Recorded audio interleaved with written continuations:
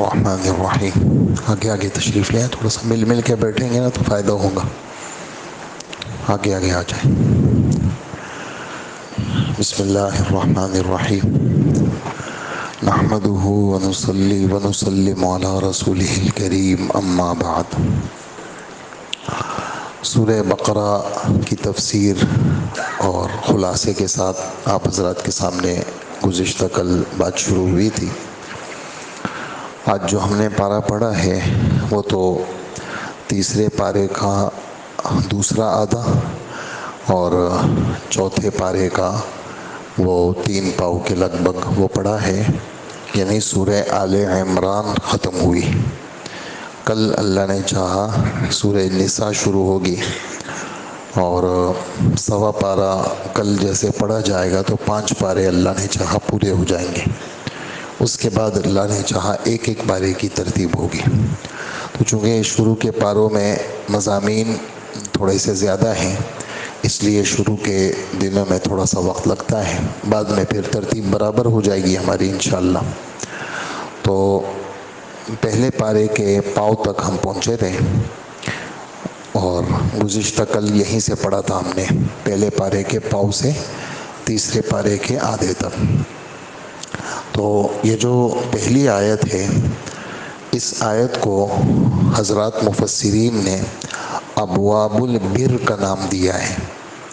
یعنی اللہ پاک فرماتے ہیں، چونکہ یہودیوں نے اعتراض کیا کہ قبلہ بیت المقدس سے کیوں ہٹا اور بیت اللہ کیوں مقرر ہوا، تو اللہ پاک فرماتے ہیں کمال نیکی یہ نہیں ہے کہ مشرق کی طرف منہ کرو یا مغرب کی طرف، کمال نیکی تو اللہ کے حکم کو ماننا ہے۔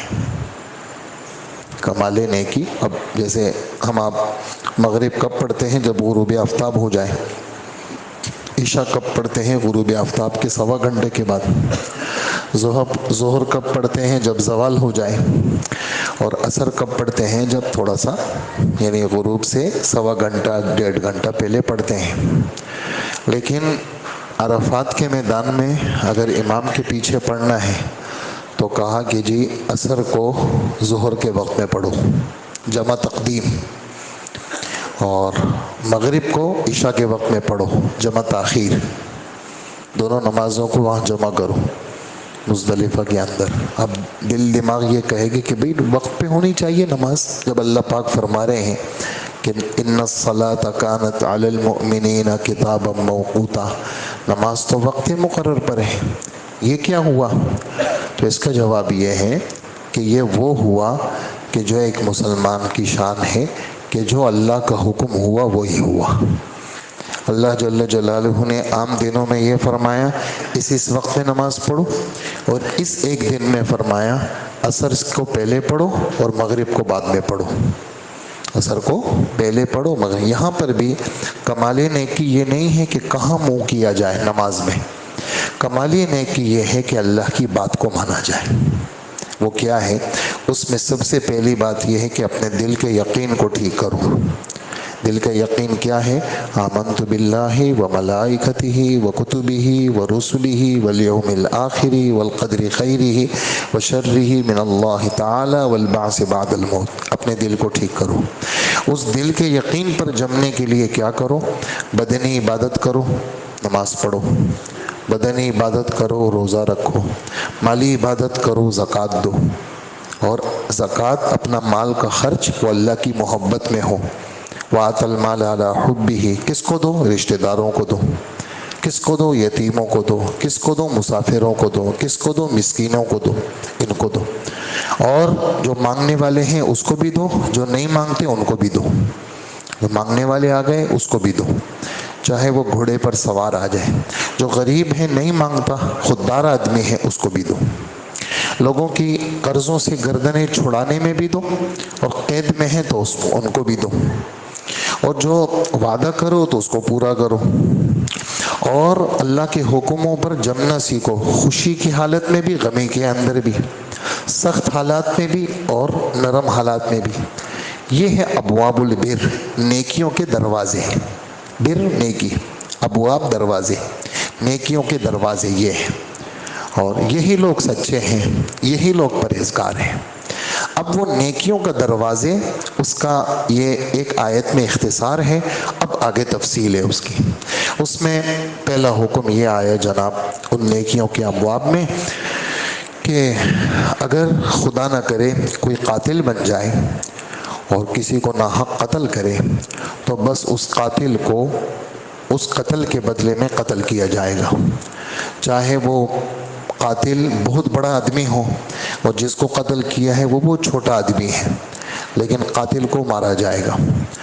قاتل چاہے آزاد ہو، بڑی شخصیت ہو، جس کو مارا گیا وہ غلام ہے، فقیر ہے، مزدور ہے، لیکن اس قاتل کو مارا جائے گا۔ قاتل اگر مرد ہے اور جس کو مارا گیا وہ عورت ہے، عورت کی شان تھوڑی سی گھٹی ہوئی ہے مرد کے مقابلے میں، لیکن کیا ہے، اس نے اگر عورت کو مارا ہے تو اس کو مارا جائے گا۔ ہاں اگر اس کے اندر کوئی لین دین ہو جائے، وہ لوگ معاف کر دیں یا وہ لوگ کہیں کہ ہمیں اتنا مال دے دو مقتول کے ورثاء، تو وہ الگ بات ہے، لیکن یہ ہمارا حکم ہے قاتل کا قتل، جس کو قصاص کہتے ہیں۔ لفظ قصاص کے معنی آتے ہیں بدلے میں قتل کرنا۔ کسی نے زخمی کیا تو زخموں کا بیان چھٹے پارے میں ہے، اور زخموں کی ایک لمبی حدیث ہے جس میں زخموں کا بدلہ ہے۔ کسی کا دام توڑا تو اس کا دام توڑیں گے، کسی کا کان کاٹا تو اس کا کان کاٹیں گے، کسی کی انگلی کاٹی تو اس کی انگلی کاٹیں گے۔ ہاں، اور کوئی بھی زخم ہے تو زخموں کا الگ الگ حساب ہے، ہمارے نبی صلی اللہ علیہ وسلم نے اس کی پوری تفصیل بتائی ہے۔ تو یہ اللہ کا حکم ہے۔ اب اس پر کسی کو چوں چرا کی گنجائش نہیں ہے۔ ہمارے رب قیامت تک کے لیے وہ ایک حکم سناتے ہیں اور فرماتے ہیں کہ کوئی اگر تم پر اعتراض کرے مسلمانوں، گھبرانا مت، اس قتل کے بدلے کے اندر حقیقی زندگی چھپی ہوئی ہے۔ اس قتل کے بدلے میں حقیقی زندگی چھپی ہوئی ہے۔ وہ کیسے؟ وہ اس طرح کہ ایک قاتل نے قتل کیا اور اس کو چوک میں لا کر کے سب لوگوں کو بتایا کہ اس نے فلانے کو مارا تھا اور حکومت اسلامیہ نے فیصلہ کیا ہے کہ اس کو مارا جائے گا۔ تو جب اس کو قتل کریں گے تو جتنے اس قسم کے ذہن رکھنے والے لوگ ہوں گے تو وہ کسی کو قتل نہیں کریں گے۔ اب بظاہر تو ایک قاتل مارا گیا لیکن لاکھوں لوگوں کی جان بچ گئی۔ تو ہمارے رب فرماتے ہیں کہ اے مسلمانوں، اس قاتل کے قتل میں ایک بہت بڑی زندگی چھپی ہوئی ہے۔ عقل مندو ذرا عقل سے کام لو، اللہ کے حکموں پر اعتراض مت کرو، اور اگر کافر اعتراض کریں لیکن اے مسلمانوں تم ان کی باتوں سے مرعوب ہو کر کے اپنے مذہب میں شک مت کرو۔ آگے ایک بات آئے گی، ابھی سے سنا دوں آپ کو۔ طلاق کا ایک حکم ہے، کافی دور ہے، ابھی اسی پارے میں ہے، دوسرے پارے میں۔ تو طلاق کا ایک حکم ہے کہ اگر کسی نے اپنی بیوی کو طلاق دے دی اور اس طلاق میں رجوع کی گنجائش ہے تو تمہاری مرضی ہے، تم اپنی بیوی سے رجوع کر لو یا اپنی بیوی کو تم دستور کے مطابق خوشی کے ساتھ مہر بھی دے دو، جوڑا بھی دے دو، اس کا اکرام کر لو، اس کو رخصت کر لو۔ اور فرمائے سن لو ایک بات، یہ باتیں جو تمہیں میں سنا رہا ہوں یہ اللہ کا حکم ہے، اور خواہ کسی کی بیٹی کو لٹکا کے مت رکھو کہ اس پہ ظلم کرو۔ اور آگے کیا فرمایا؟ وَلَا تَتَّخِذُوا آیَاتِ اللَّهِ هُزُوًا، اللہ کے احکامات کو مذاق مت سمجھو۔ اللہ اکبر، حکم ہے، اللہ کا حکم ہے۔ تم اللہ کی باتوں پہ پتہ نہیں ہے تمہیں کچھ حقیقت حال کا، اور خدا کی باتوں کا تم مذاق اڑاتے ہو۔ کہا خبردار، مذاق مت اڑاؤ، اور اللہ کی اس نعمت کو یاد کرو جس اللہ نے قرآن اتارا اور اللہ کے رسول پہ حدیثیں اتاری۔ یہ نعمت ہے اللہ کی جس میں اللہ پاک نے تمہارے لیے حقیقی برکت اور حقیقی خوشیاں رکھی ہیں۔ تو یہ حکم ہے قصاص کا۔ اسی طرح روزے کا حکم ہے، اور اللہ جل جلالہ فرماتے ہیں ایمان والو تم پہ بھی فرض کیے گئے، تم سے پہلوں پر بھی فرض کیے گئے، صرف تم نہیں ہو، پچھلے لوگ بھی تھے، لیکن پچھلے لوگوں کے روزے سخت تھے. تمہارے روزے کہا وہ تو گنتی کے چند دن ہیں، لیکن وہ بھی سب پر نہیں ہے. کوئی ایسا بوڑھا ہو گیا یا بوڑھی ہو گئی وہ رکھ ہی نہیں سکتی، تو وہ کیا کرے، وہ بس ایک روزے کے بدلے میں 2 کلو آٹا یا 2 کلو آٹے کے پیسے دے دے ایک روزے کے بدلے میں. اور اگر جو ہے وہ بیمار ہے، شفا کی امید ہے، بیمار ہے، بوڑھا نہیں ہے، بیمار ہے، شفا کی امید ہی نہیں ہے، خدا نہ کرے ڈائلیسس پہ ہے، خدا نہ کرے کینسر کی بیماری ہے، اللہ نہ کرے ہیپاٹائٹس ہے اس کو، اللہ نہ کرے کوئی ایسی ہے، جوان آدمی ہے لیکن کوئی ایسی بیماری لگ گئی ہے کہ جو شفا کی کوئی امید نہیں ہے، تو ایسے آدمی کے لیے بھی کیا ہے، حکم ہے کہ وہ فدیہ دے. فدیہ کیا ہے، فی روزے 2 کلو آٹا یا اس کے پیسے اللہ یعنی مسلمان فقیر کو دے.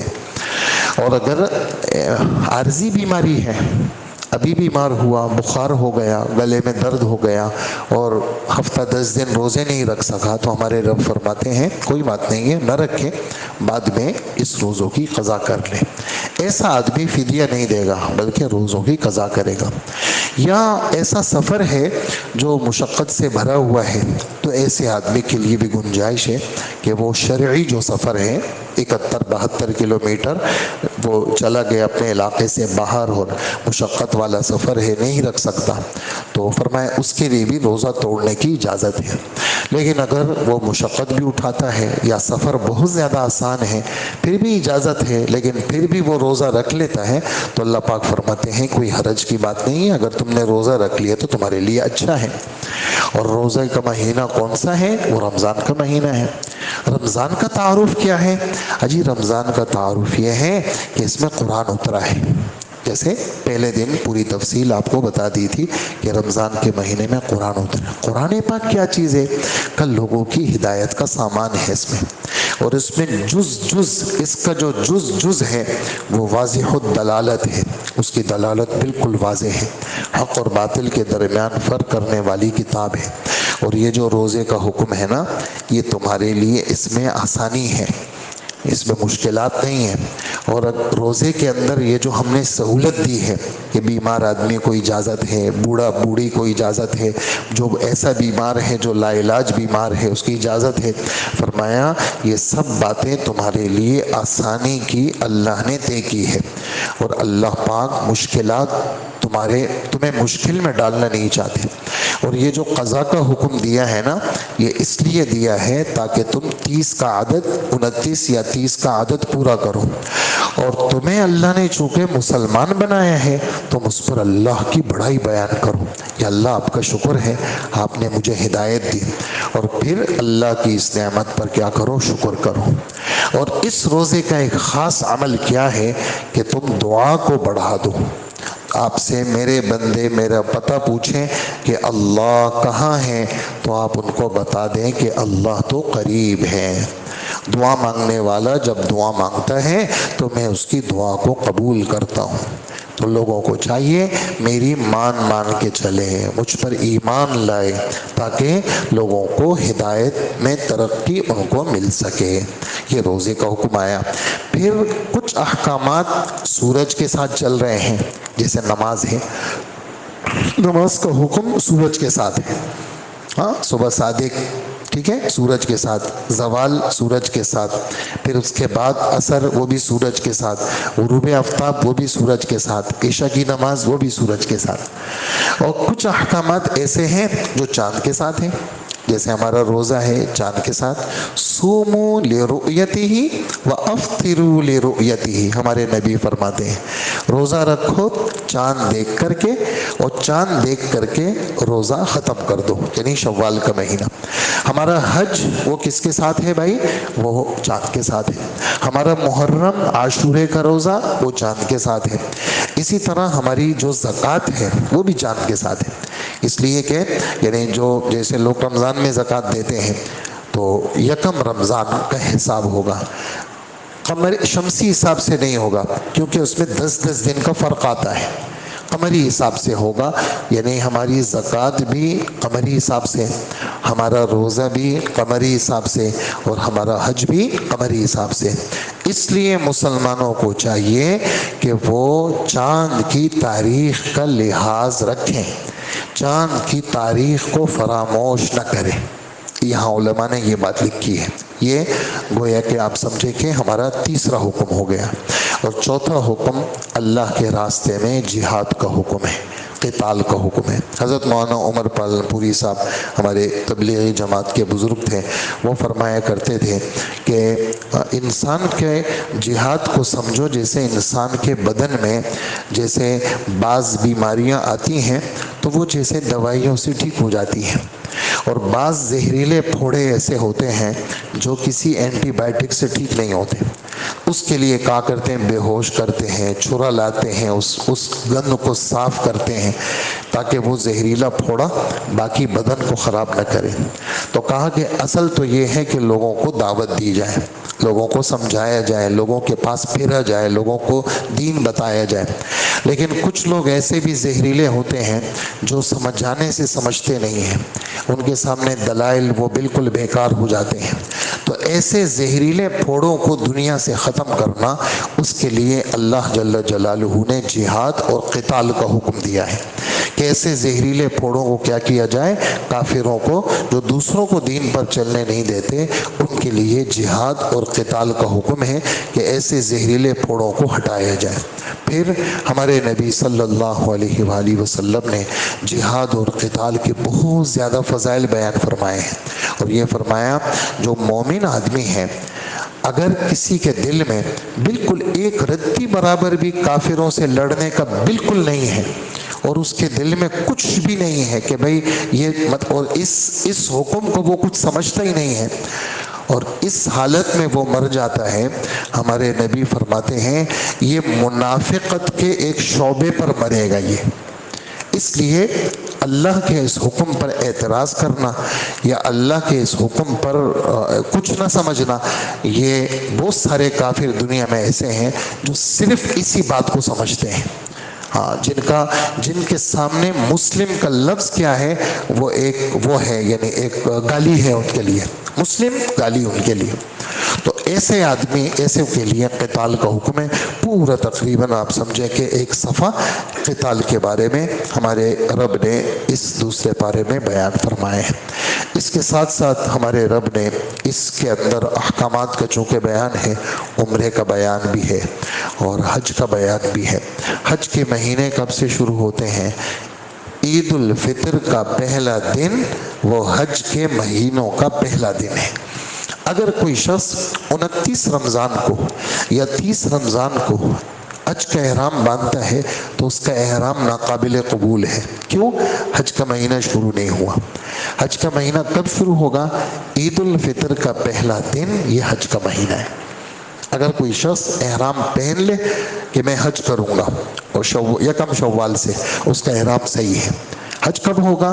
حج تو وہ 8 کو منی جائے گا اور 9 ذی الحجہ کو عرفات کا میدان جائے گا، پھر رات کو مزدلفہ آئے گا، پھر 10 کو وہ شیطان کو کنکریاں مارے گا، پھر طواف زیارت کرے گا، قربانی کرے گا، بال منڈائے گا، وہ 10 کو ہوگا۔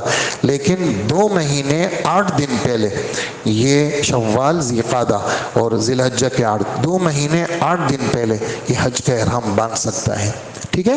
الحج اشہر معلومات، حج یہ معلوم مہینے۔ بہت سارے لوگوں کو یہ والی بات پتہ نہیں ہے، لیکن آج بہت سارے لوگوں کو پتہ چل گئی کہ حج کا احرام کب سے باندھ سکتے ہیں؟ یکم شوال سے باندھ سکتے ہیں۔ حج کے معلوم مہینے ہیں، معلوم مہینہ یہی شوال سے شروع ہو جاتا ہے۔ اور جس پر حج فرض ہے، حج فرض کیا ہے؟ الزاد والراحلہ۔ یہاں بھی اپنے گھر بار میں خرچہ دے دیا، ٹکٹ کا انتظام بھی ہے، وہاں کی رہائش، وہاں کا کھانا پینا بھی ہے، اور سواری کا انتظام بھی ہے۔ یہ ہے الزاد والراحلہ۔ زاد کھانا پینا، راحلہ سفر، سواری، جس کے پاس یہ ہے اس پہ حج فرض ہے۔ اور عورت کے لیے فرضیت کے لیے محرم کا ہونا ضروری ہے۔ عورت محرم کے بغیر سفر نہیں کر سکتی۔ ہمارے امام ابو حنیفہ رحمۃ اللہ علیہ کا اس سلسلے میں سخت موقف ہے۔ چاہے وہ عورت بوڑھی عورت ہو، چند بوڑھی عورتیں مل کر کے حج پہ جائیں گی، حج کا فریضہ ادا نہیں ہوگا۔ عورت کے لیے کیا ہے؟ وہ محرم کا ہونا حضرت فرماتے ہیں ضروری ہے، اور ہمارے نبی صلی اللہ علیہ وسلم وہ فرماتے ہیں کہ جو عورت خدا اور آخرت پر ایمان رکھتی ہے وہ 3 دن کا سفر اپنے محرم کے بغیر نہیں کرے۔ تو عورت کے لیے جس شخص کے اوپر حج فرض ہے اور وہ حج کے سفر پہ جا رہا ہے، اس کے ذمے کوئی بے حیائی کی حرکت نہ کرے، کوئی اللہ کا حکم نہ توڑے، اور کوئی وہاں پر لڑائی نہ کرے۔ ہمارے نبی صلی اللہ علیہ وسلم فرماتے ہیں، کہا حج کیا ہے؟ کہا حج تو اچھے اخلاق کا نام ہے۔ کہا حج کیا ہے؟ حج تو نرم گفتگو کا نام ہے۔ حج کیا ہے؟ فرمایا حج تو زور سے لبیک پڑھنے کا نام ہے۔ حج کیا ہے؟ کہا جانور کے خون کے بہانے کا نام ہے۔ حج کیا ہے؟ فرمایا بکھرے ہوئے بال اور پراگندہ حالت والے کا نام ہے۔ یہ حج تو اس کو کہتے ہیں۔ حج تو وہ اللہ کے حکم کا پورا کرنا، لیکن طبیعتوں کی نرمی کے ساتھ، اور اس کو سیکھ کر کے جائیں۔ اور پھر جناب مزدلفہ، عرفات، اس کا بیان ہے، اور یہ ہے کہ چونکہ اس زمانے کے جو قریش کے کافر تھے وہ عرفات کے میدان نہیں جاتے تھے، یہاں پر فرمایا نہیں، مسلمان وہ عرفات کے میدان بھی جائیں گے، پھر مزدلفہ بھی آئیں گے، منی بھی آئیں گے، اور اس طرح یہ پورا حج کا ایک حکم ہمارے رب نے بیان فرمایا۔ شیطان کے کنکری مارنے کا ذکر بھی یہیں پر اللہ جل جلالہ نے بیان فرمایا۔ تو یہ احکامات کا ایک سلسلہ، اور ساتھ ساتھ فرماتے ہیں کہ ایمان والوں اللہ کے دین میں پورے داخل ہو جاؤ۔ ہاں، ایسا مت سمجھو کہ بھئی یہ بھی ایک راستہ ہے جنت جانے کا، یہ بھی ایک راستہ ہے، نہیں، جنت جانے کا صرف اسلام راستہ ہے۔ اس وقت یہودیت جنت کا راستہ نہیں ہے، کیونکہ یہودی محمد الرسول اللہ کو نہیں مانتے۔ اس وقت عیسائیت جنت کا راستہ نہیں ہے، اس لیے کہ وہ محمد الرسول اللہ کو نہیں مانتے۔ جب آسمانی کتابوں والے جنت میں نہیں جائیں گے تو ہندو کیسے جائیں گے؟ مشرک کیسے جائیں گے؟ مجوسی کیسے جائیں گے؟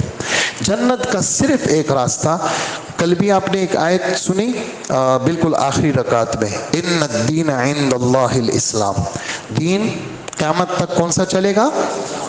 اور آج آپ نے سنی تیسرے پارے کے آخری صفحے میں، وَمَن يَبْتَغِ غَيْرَ الْإِسْلَامِ دِينًا فَلَن يُقْبَلَ مِنْهُ، اسلام سے ہٹ کر کے کوئی ادھر ادھر جائے گا، قبول نہیں ہے، وہ صرف اسلام ہے۔ اسی وجہ سے ابو طالب کے بارے میں آتا ہے کہ ابو طالب حضور سے بہت محبت کرتے تھے اور اللہ کے رسول پہ جان دینے کو تیار تھے، لیکن ابو طالب نے اپنے جو دین تھا اس سے بیزاری کا اعلان نہیں کیا۔ ہمارے ذمے 2 باتیں ضروری ہیں، ایک کیا ہے؟ اللہ کو 100% ماننا، نمبر 2 جتنے بھی غیر ہیں ان سب سے بیزاری کا اعلان کرنا، نفرت کا اعلان کرنا۔ یہ 2 باتیں مذہب کے لیے ضروری ہیں، اس لیے ان 2 باتوں پہ جمنا ہے اور ان 2 باتوں کو بتانا ہے لوگوں کو کہ ایک مذہب پہ جمنے کے لیے اللہ کا اقرار، اور سب سے پہلے ہمارے کلمے میں بیزاری کا اعلان ہے، لا الہ، بیزاری، میں کسی کو نہیں مانتا، صرف کس کو مانتا ہوں؟ اللہ کو مانتا ہوں۔ تو یہ جنت کا راستہ ہے جی۔ تو فرمایا مذہب میں پورے داخل ہو جاؤ۔ اس پہ میں آپ کو یہ آیت جس سلسلے میں اتری ہے آپ کو ایک قصہ سناؤں۔ قصہ یہ ہوا، یہودیوں کے ایک بڑے عالم تھے، اللہ نے ان کی بڑی تعریف کی ہے، احادیث میں ان کا بڑا تذکرہ آتا ہے، اور اللہ کے رسول صلی اللہ علیہ وسلم نے بھی ان خواب دیکھا، انہوں نے خواب کی تعبیر ان کے حق میں بڑی اچھی آئی۔ لیکن جب یہ نئے اسلام میں لائے، اسلام قبول کیا انہوں نے، تو ان کے دل میں ایک بات آئی۔ وہ دل میں بات کیا تھی کہ میں مسلمان تو ہوں، پکا مسلمان ہوں، لیکن ایک بات میں کروں گا، وہ یہ ہفتے کے دن کو عزت دوں گا، کیونکہ یہودی مذہب میں ہفتے کے دن کو عزت دی جاتی ہے، اور مسلمانوں کے مذہب میں ہفتے کے دن کی بے عزتی نہیں کی جاتی۔ تو میں ہوں تو مسلمان، لیکن دل سے ہفتے کے دن کو عزت دوں گا۔ نمبر 2، اونٹ کا گوشت نہیں کھاؤں گا، اس لیے کہ اونٹ کا گوشت اسلام میں کوئی فرض تھوڑی ہے، کوئی کھائے مرضی نہ، جیسے ہم نہیں کھاتے، کبھی کھا لیتے ہیں قربانیوں میں۔ تو انہوں نے کہا کہ میں اونٹ کا گوشت نہیں کھاؤں گا. کیوں؟ یہودی مذہب میں وہ حرام تھا. ٹھیک ہے. اور ہفتے کے دن کی میں تعظیم کروں گا. یہ ان کے دل میں بات تھی. اس پر یہ آیت اتری کہ اے وہ لوگو جو کلمہ پڑھ چکے ہو، مذہب اسلام میں پورے آ جاؤ. اس طرف تمہاری یہ معمولی سی بات بھی قبول نہیں ہے. اونٹ کے گوشت کے بارے میں جو تم نے سوچا ہے نا، قبول نہیں ہے. کہ تم کہو گے کہ بھی میں اس کو حرام نہیں سمجھتا لیکن کھاؤں گا نہیں. کیوں؟ تاکہ کچھ یہودی مذہب پہ عمل ہو جائے. اور ہفتے کے دن کی میں کیا کروں گا؟ تعظیم کروں گا. نہیں نہیں نہیں نہیں، بالکل نہیں. ادھر ادھر ہلکی سی بو بھی تمہارے اندر نہیں آنی چاہیے کسی اور کی. ہاں، ہمیں تو خالص اور مخلص بننا چاہیے جو صرف ہمارا ہو. تو یہ والی آیت اتری. اس ٹکڑے، اس قصے نے اور اس آیت کے مفہوم نے آپ کے ذہنوں میں بھی بہت ساری چیزیں وہ آتی ہے نا، اٹیک کرتی ہے. تو بہت ساری چیزوں کی صفائی ہو جاتی ہے کہ بھئی خالص اور مخلص اللہ پاک اپنے بندے کو دیکھنا چاہتے ہیں. تو یہ بھی اس دوسرے پارے میں یہ والی باتیں بھی. آگے پھر اسی دوسرے پارے کے اندر اللہ کے نام پہ خرچ کرنا. پھر یہ والی بات کہ ایمان والو تم حالات سے گھبرایا مت کرو. حالات تو آتے ہیں اور پچھلے لوگوں پر بھی آئے، قسم قسم تکلیفیں آئیں. یہاں تک کہ ایمان والے اور رسولوں کے زبان سے بھی یہ جملہ نکلا کہ اللہ کی مدد کب آئے گی. تو اللہ پاک فرماتے ہیں مدد قریب ہے، ضرور آئے گی، لیکن مذہب پہ جمنا ضروری ہے. شک شبہ اپنے مذہب میں مت کرو. اللہ زندہ ہے، اللہ موجود ہے، اس لیے اپنے مذہب میں شک شبہ مت کرو. یہ ایک تسلی والی آیت بھی یہیں پر موجود ہے. اسی طرح خرچ کہاں کہاں کریں، اس خرچ کی ترتیب بتائی. اسی طرح اللہ کے راستے میں نکلنا، جہاد کا ذکر اور اس کے فضائل وہ بھی یہاں پر ہیں. اسی طرح شراب پہلے حرام نہیں تھی، جوا حرام نہیں تھا، تو اس کو ہمارے رب نے بہت جلدی حرام نہیں کیا، بلکہ پہلے ایمان اور یقین اور ذہنیت بنائی گئی. اور اس آیت کے اندر اس کا جو ہے وہ یہ آپ سے جوئے اور شراب کے بارے میں پوچھتے ہیں تو آپ ان کو کہتے ہیں کہ گناہ بھی ہے اور کچھ لوگوں کا کچھ فائدہ بھی ہے، لیکن گناہ زیادہ ہے. یہ پہلی آیت تھی. دوسری آیت 5ویں پارے میں نازل ہوئی. اس میں یہ حکم تھا کہ شراب پی کر کے نماز کے قریب مت جانا، حرام نہیں کیا. لیکن جب خوب ذہن بن گیا، پھر 7ویں پارے کے دوسرے صفحے میں جوا، شراب، اس کو بت پرستی کے ساتھ جوڑا اور فرمایا جیسے بت پرستی گند ہے ایسے جوا گند ہے، جیسے بت پرستی گند ہے ایسے ہی شراب نوشی یہ گند ہے. یہ غلیظ چیزیں ہیں اور اپنی حفاظت کرنا. تو اس میں حرمت کا ذکر آیا.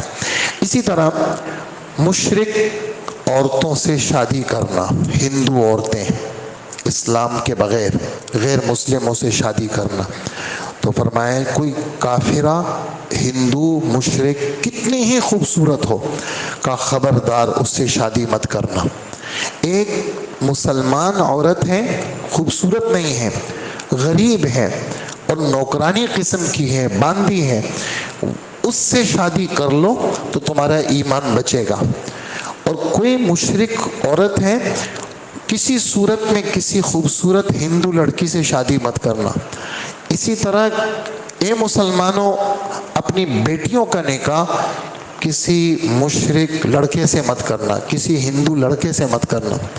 اگر وہ مسلمان کالے رنگ کا ہے مسلمان ہے، غریب ہے، اس سے اپنی بیٹی کی شادی کر لو، لیکن کسی ہندو لڑکے سے تم کبھی بھی شادی کا سوچنا بھی مت. وجہ یہ سب دوزخ کی آگ کی طرف بلاتے ہیں اور اللہ تمہیں جنت کی طرف بلاتے ہیں. اور اللہ کی بات مانو، اپنے نفس کی خواہشات کے اندر ایسی حرکتیں مت کرو.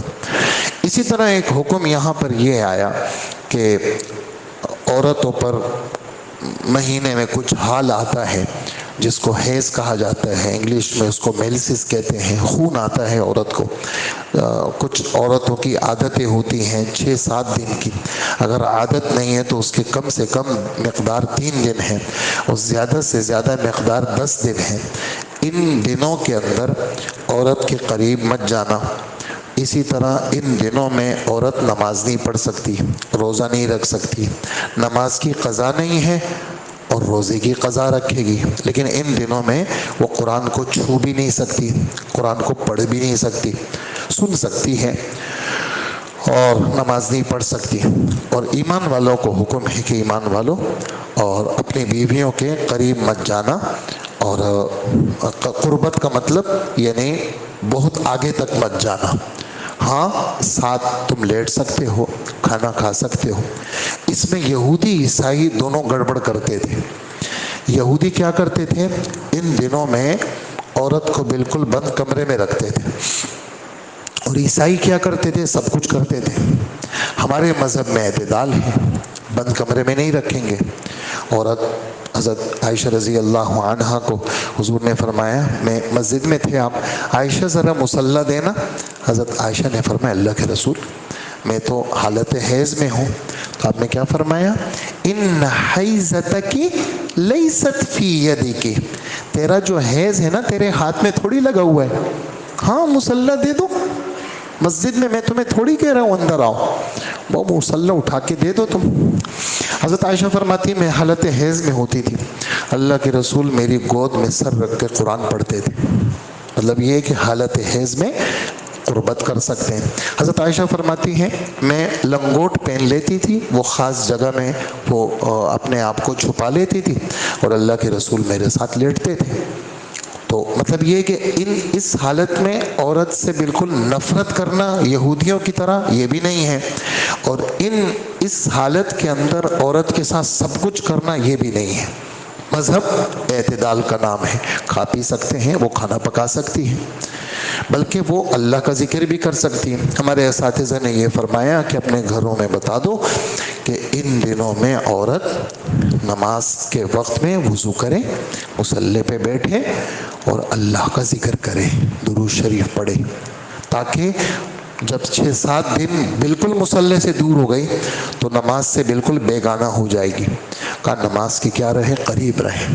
تو یہ والی باتیں بھی اس صورت کے اندر ہیں، اور اس میں جیسے بہت ساری ایسی دلکش خواتین بھی آئی ہیں، مقررات جو بیانات کرتی ہیں، اور وہ کہتی ہیں کہ کچھ نہیں ہے، عورت مسجد میں بھی جا سکتی ہے، اس حالت میں طواف بھی کر سکتی ہے۔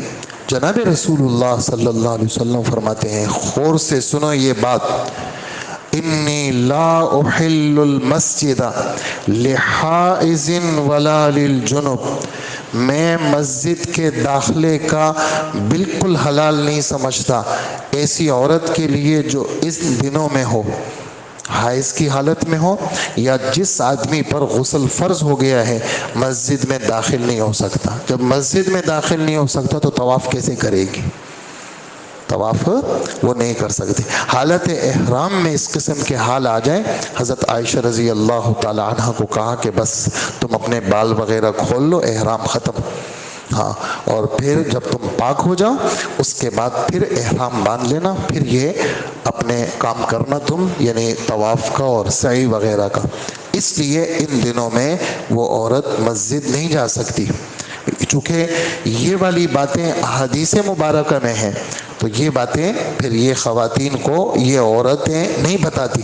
مقررات جو خواتین ہیں قسم قسم مختلف قسم کے چینلوں پہ آتی ہیں جو عورتوں کا ذہن خراب کرتی ہیں، لہٰذا اس سلسلے میں یہ احکامات ہیں جو میں نے تھوڑی سی تفصیل کے ساتھ آپ کی خدمت میں پیش کیے، اور پھر فرمایا صرف عورتوں کے پیچھے مت پڑنا، ہاں عورت تو ہے، تم نے اس سے نفع بھی لینا ہے، لیکن وَقَدِّمُوا لِأَنفُسِكُمْ، آخرت کی تیاری بھی کرو اور اللہ سے ڈرتے رہا کرو، اور عورت سے جس طرح لطف اندوز ہونے کے جو مواقع شریعت نے حلال کیے ہیں، جو عورت تمہارے لیے کھیتی ہے، یعنی جہاں سے تمہارے لیے اولاد آ سکتی ہے، اپنی عورت سے اس طرح نفع اٹھانا، اگر تم نے دوسرے راستے کو استعمال کیا اور اس کو حلال سمجھا تو ایسا آدمی کافر ہے، اس قرآن پر اس کا ایمان نہیں ہے